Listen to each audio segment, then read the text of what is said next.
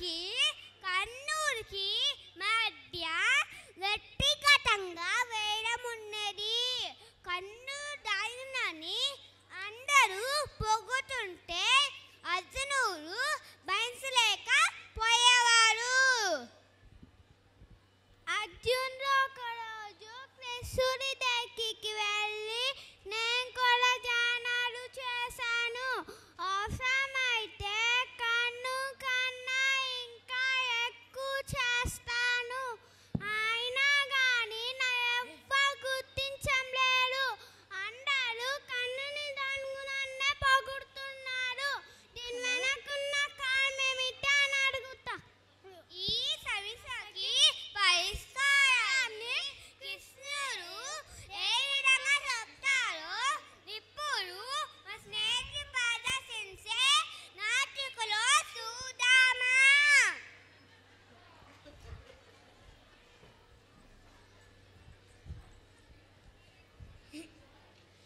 ఏంటి బావా అలా నవ్వుతున్నావు?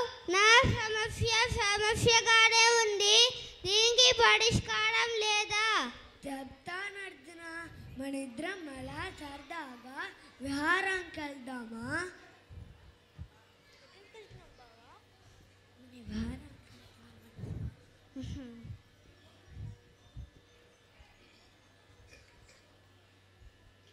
ఏంటి బావా ఈ కొండ ఇలా దగ్గ మెరిసిపోతుంది?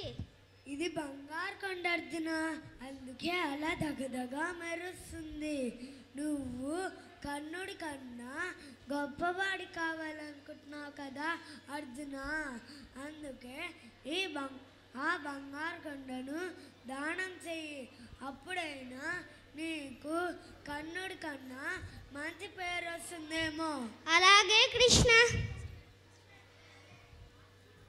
సేవకులారా ఇలా రండి.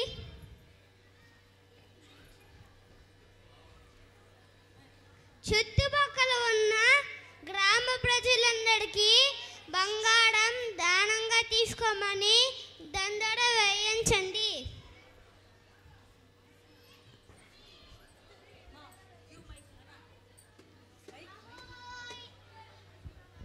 అహో ఇన్ను మూలంగా గ్రామ ప్రజలందరికీ తెలియజేయడం ఏమనగా బంగారం దానంగా తీసుకోమని రాజుగారు ప్రకటించారహో.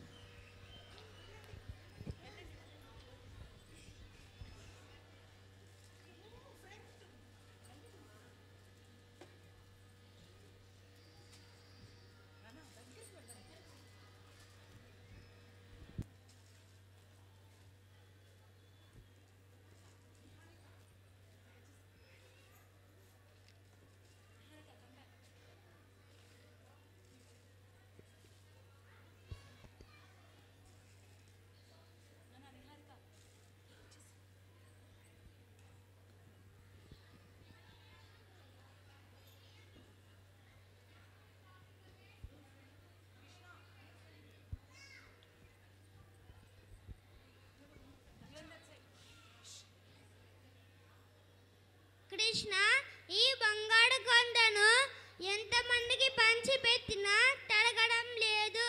దానం చేసి చేసి నాకు చిరాకు వస్తుంది.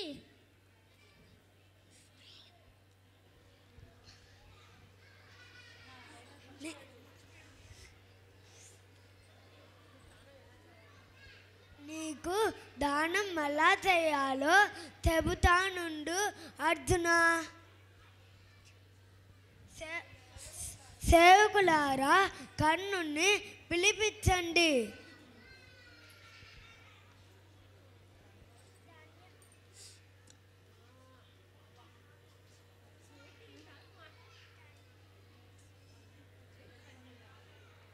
కృష్ణ, కర్ణ, ఈ బంగారు కొండ నాకు అర్జునుడికి కనిపించింది.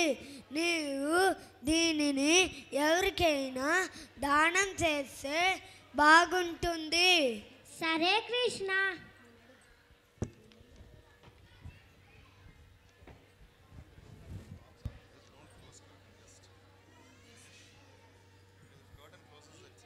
లక్ష్మమ్మ ఇలారా.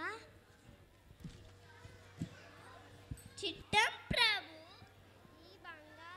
ఈ బంగారు కొండ నీదే నీదే నీదే లక్ష్మమ్మ.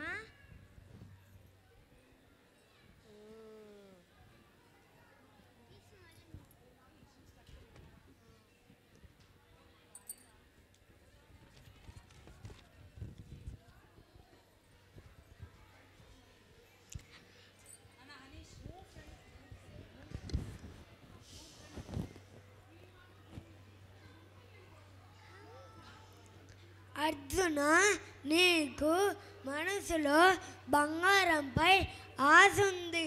అందుకే ఆ బంగారు కొండను చిన్న చిన్న ముక్కలు చేసి పంచిపెట్టావు. కానీ కర్ణుడికి దానిపైన ఆశ లేదు. అందుకే ఆ బంగారు కొండ అంతా దానంగా ఇచ్చేశాడు. ఇదే నిజమైన దాతృత్వం అంటే అర్జున. దానం చేసేవారికి మనసులో ఎటువంటి ఆశ ఉండకూడదు. అప్పుడే ఆ దానం ఫలిస్తుంది అర్జున. ఇప్పుడు అర్థమైన కృష్ణ, దానగుణంలో కర్ణుడిని ఎందుకు గొప్పవాడని అంటాడు.